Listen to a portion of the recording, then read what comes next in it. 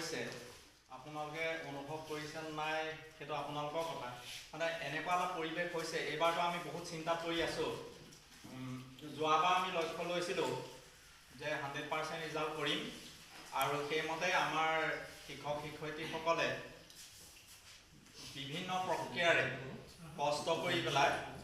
100% result যোৱা বছৰ কৰি দিয়া হ'ল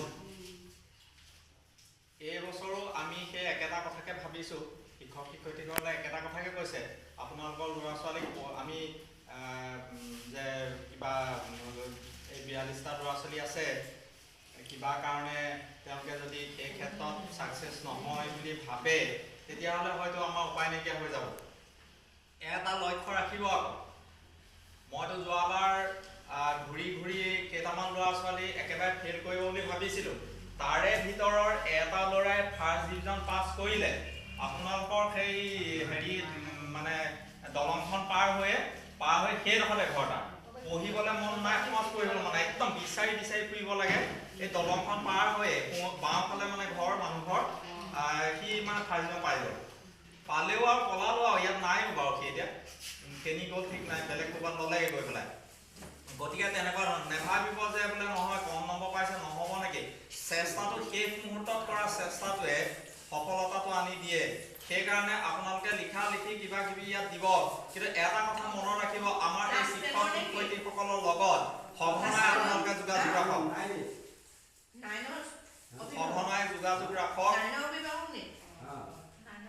সঘনাই যোগাযোগ ৰাখিব লাগে এইকাৰণে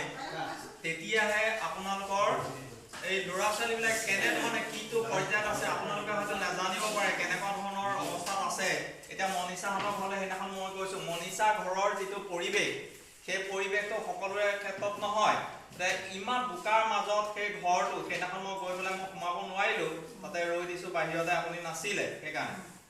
গতিকে আমি ল'ৰা ছোৱালীবিলাকৰ সেই পৰিৱেশ পৰিস্থিতিটো আমি বুজি পাব লাগিব আৰু সেই পৰিৱেশ পৰিস্থিতি বুজি পাই পেলাই সেইমতে আমি যদি কাম কৰোঁ তেতিয়াহ'লে আমাৰ সফলতা আহিব এতিয়া আমি কোৱা কথাবিলাক সিহঁতি লেংগুৱেজ প্ৰব্লেম আছে সিহঁতৰ ভাষা জ্ঞানৰ অলপ অভাৱ আছে যাৰ কাৰণে সিহঁতৰ সেই সমস্যাটোৰ সৃষ্টি হয় আজি এগৰাকী আমাৰ প্ৰাক্তন ছাত্ৰীয়ে ইয়াত আহি পেলাই অভিভাৱক হিচাপে আহি পেলাই কৈছে যে হয় এই মানে ছাত্ৰ ছাত্ৰীসকলৰ আজিকালি এই এটা ইমান বেয়া এটা স্বভাৱ হ'ল সিহঁতি কিবা শিক্ষক বুলি নভবা নিচিনা এটা অৱস্থা হ'ল কি কাৰণে নাজানো কি পৰিৱেশে দিছে সেইটো নাজানো সেই কথাটো হৈ গ'ল আগৰ শিক্ষক ছাত্ৰ ছাত্ৰীসকলৰ লগত এতিয়া এই ছাত্ৰ ছাত্ৰীসকলৰ মাজত পাৰ্থক্য আহিলে সেইবিলাক কথা বাদ দিয়ক আপোনালোকৰ গোটেইকেইটা সন্তান গোটেইকেইটা ল'ৰা ছোৱালী যাতে পাছ কৰি ওলাই যাব পাৰে স্কুলখনৰ এটা নাম হয় 10টা ৰাখি লৈ পেলাই 30টাক দি পেলাই পাছ কৰালে আমাৰ সেইটো আমাৰ কাম্য নহয় মানে আমি মনে নাই বিচৰা সেইটো কথা মই ভৱানীৰ ল'ৰাটো যাতে পাছ কৰে বা তোমাৰ ল'ৰাটো যাতে পাছ কৰে সেই কথাটোৰ ওপৰতহে আমি গুৰুত্ব দি পেলাই আছোঁ আমাৰ এতিয়া সেই কথাটোৰ ওপৰত গুৰুত্ব দিবলৈ হ'লে আপোনালোকে সঘনাই আমাৰ লগত যোগাযোগ আজি 4টা ল'ৰা ছোৱালী ট্ৰেইনত উপস্থিত এটা ভয়ংকৰ আগজাননী দিছে সেইটোৱে এটা ভয়ংকৰ আগজাননী কিয় নাহিল আপোনাৰ গাৰ্জেন কেইজন আছে নহয় কি বুলি কৈ পেলাই সিহঁতি আজি প্ৰকৃততে নাই অহা বাৰু কিয় থাকিলে ঘৰত সদায় একেধৰণে পাঠদান কৰা হয় সদায় পঢ়োৱা হয় ইয়াত আমি পঢ়াম বুলি ইয়াত আহে শিক্ষক শিক্ষয়িত্ৰীসকল কিন্তু এই অৱস্থাটোৱে আমাক সমস্যাৰ সৃষ্টি কৰি দিয়ে দীঘলীয়া কৰি নাথাকক যোগাযোগ ৰাখিব মই যেতিয়ালৈকে এই স্কুলত চাকৰি কৰি থাকিম তেতিয়ালৈকে আপোনালোকৰ সেই ল'ৰা ছোৱালীবিলাকৰ ঘৰে ঘৰে গৈ যিটো পাঠদান প্ৰক্ৰিয়া যিটো মোক ফটো মাষ্টৰ বুলি কয় ইয়াত তেনেকুৱা এটা অৱস্থাও হৈছে মানুহে কয় তেনেকুৱা ধৰণৰ নাম দিছে গতিকে মই ফটোৱে কথা কয় একদম স্পষ্ট কথা ফটোৱে কথা কয় আজি এই ভিডিঅ'টোৱে কথা ক'ব যে এটা দিনত এনেকুৱা ধৰণৰ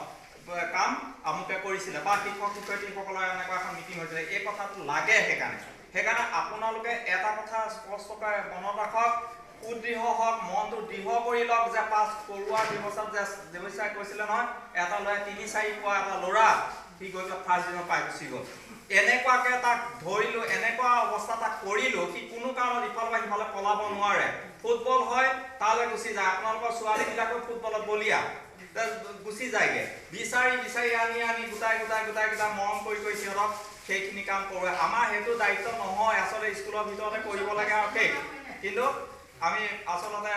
এটা লক্ষ্য যোৱাবাৰ লোৱা হ'ল যে আমি 100% ৰিজাল্ট কৰিমেই যাৰ কাৰণে সেই সফলতাটো আমি লাভ কৰিব পাৰিলোঁ এইবাৰো আমি সেইটো লক্ষ্য ৰাখিম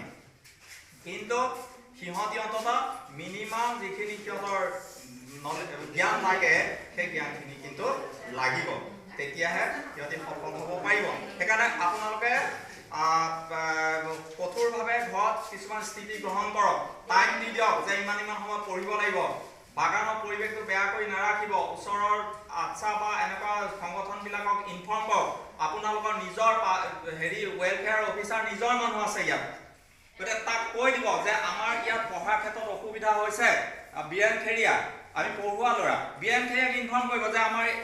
আপুনিতো ৱেলফেয়াৰ অফিচাৰ আমাৰ, গতিকে আমাৰ সমাজ কল্যাণ বিভাগৰ আপুনি মানে অফিচাৰ, গতিকে আপুনি এই কথাটোৰ ব্যৱস্থা লওক যে আমি কাজিয়া কাৰো লগত লাগিব নালাগে, বেয়া পোৱা পুৰি কাৰো লগত হ'ব নালাগে। পৰিৱেশ বেয়া হয়, গধূলি পৰিৱেশটো খুব বেয়া হয়, সেই পৰিৱেশটো যাতে ভাল কৰি ৰাখিব পৰাৰ ব্যৱস্থা কৰে, তাৰ কাৰণে আপোনালোকে ৱেলফেয়াৰ অফিচাৰৰ লগত ইনফৰ্ম কৰক, যোগাযোগত। আৰু তেতিয়াই আপোনালোকক মই ভাবিছোঁ যে এই 42টা যি ল'ৰা ছোৱালী আমাৰ আছে, সেই 42টা ল'ৰা ছোৱালী 42টাই পাছ কৰি যাব। গতিকে এই লক্ষ্য আমাৰো আছে, আপোনালোকে একমত হওক আৰু সুদৃঢ় ভূমিকা গ্ৰহণ কৰক। ধন্যবাদ।